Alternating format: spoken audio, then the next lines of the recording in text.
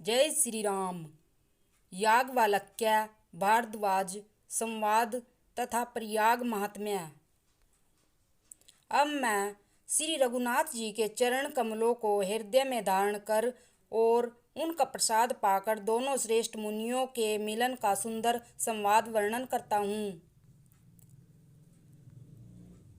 भारद्वाज मुनि प्रयाग में बसते हैं। उनका श्री राम जी के चरणों में अत्यंत प्रेम है। वे तपस्वी, निर्गृहित चित्त, जितेंद्रिय, दया के निदान और परमार्थ के मार्ग में बड़े ही चतुर हैं। माघ में जब सूर्य मकर राशि पर जाते हैं तब सब लोग तीर्थराज प्रयाग को आते हैं। देवता, दैत्य, किन्नर और मनुष्य के समूह सब आदर पूर्वक त्रिवेणी में स्नान करते हैं।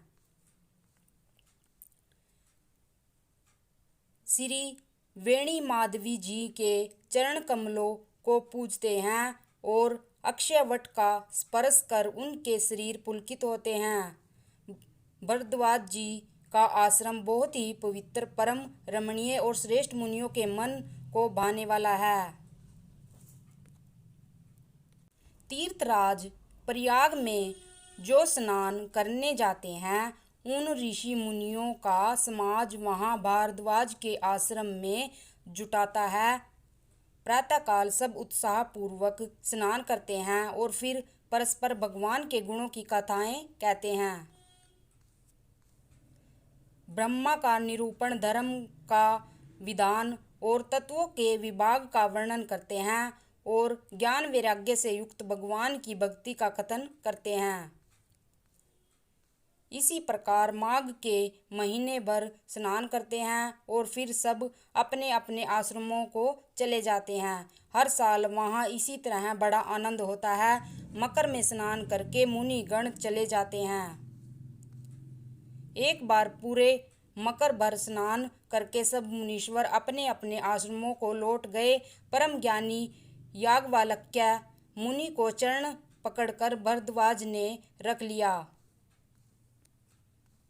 आदर पूर्वक उनके चरण कमल धोए और बड़े ही पवित्र आसन पर उन्हें बैठाया। पूजा करके मुनि याज्ञवल्क्य जी के सुयश का वर्णन किया और फिर अत्यंत पवित्र और कोमल वाणी से बोले,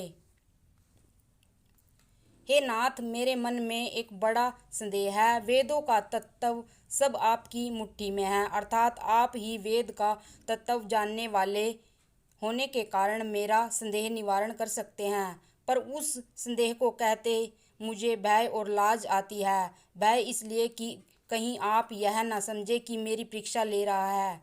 लाज इसलिए कि इतनी आयु बीत गई, अब तक ज्ञान न हुआ, और यदि नहीं कहता तो बड़ी हानि होती है, क्योंकि अज्ञानी बना रहता हूँ।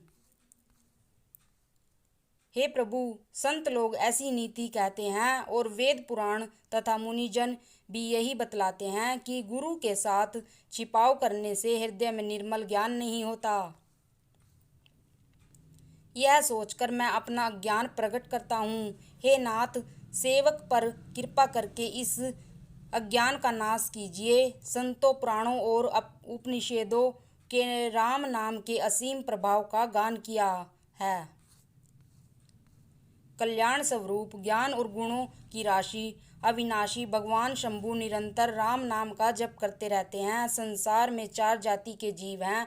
काशी में मरने से सभी परम पद को प्राप्त करते हैं।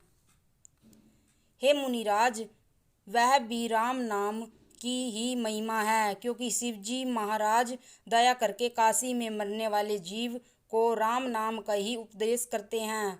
इसी से उनको परम पद मिलता है। हे प्रभु, मैं आपसे पूछता हूँ कि वे राम कौन हैं? हे कृपा निदान मुझे समझा कर कहिए। एक राम तो अवध नरेश दशरथ जी के कुमार हैं। उनका चरित्र सारा संसार जानता है। उन्होंने स्त्री के विरह में अपार दुख उठाया और क्रोध आने पर युद्ध में रावण को मार डाला।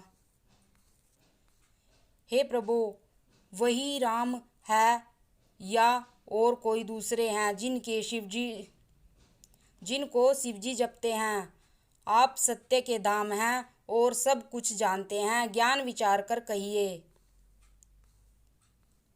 हे नाथ, जिस प्रकार से मेरा यह भारी भ्रम मिट जाए, आप वही कथा विस्तार पूर्वक कहिए। इस प्रकार याज्ञवल्क्य जी मुस्कुराकर बोले, श्री रघुनाथ जी की प्रभुता को तो तुम जानते हो।